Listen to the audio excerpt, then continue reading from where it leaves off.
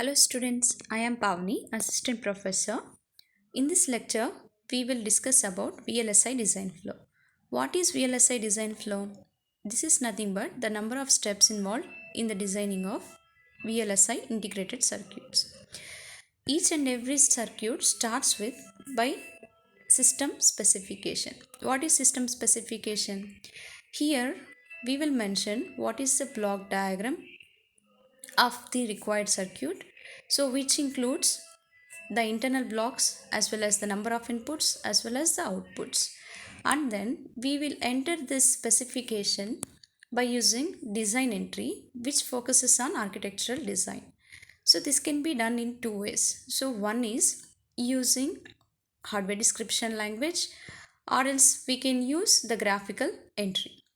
And then once the design is entered in the CAD tools, so it focuses on the functional design as well as the logic design. So functional device design focuses on the correct functionality of the specification, as well as logic synthesis involves the netlist. That means what are the various gates, that means logic gates involved in the design and how they are interconnected together. After completing the logic design, then we will focus on circuit design.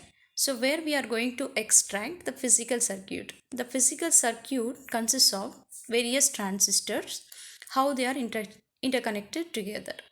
So in this physical design, we have various parts involved. So those are nothing but the first step in the physical design is the partitioning. So once we know what are the various components, that means what are the various logic gates available in the design, we are going to partition each and every logic gate into sub blocks. So after that, we will plan for floor requirement. So where each and every component is allocated certain place. So and then we will focus on the placement. So the placement is focused on, so where the respective gates. So here left side you can see various gates, that means AND gate, NOT gate, XOR gate, etc. So we will allocate the exact position of each and every gate, and then we will plan for routing. Routing is nothing but the interconnection of all these elements together.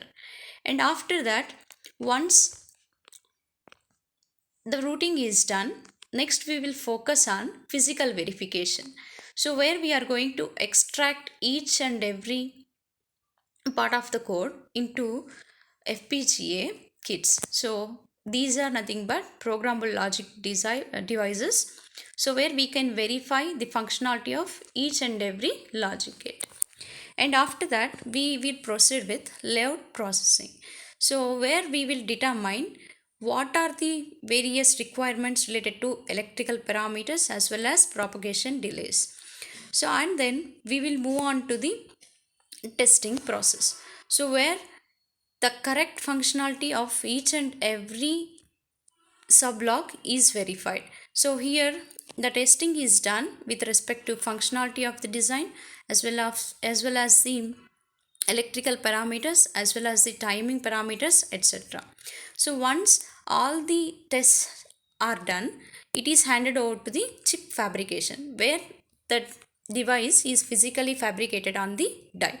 So after the fabrication procedure, we will once again check the design for correct functionality. So if we find any of the faulty devices, it is discarded. So otherwise, if it is working correctly, it is packaged and then propagated. Thank you so much.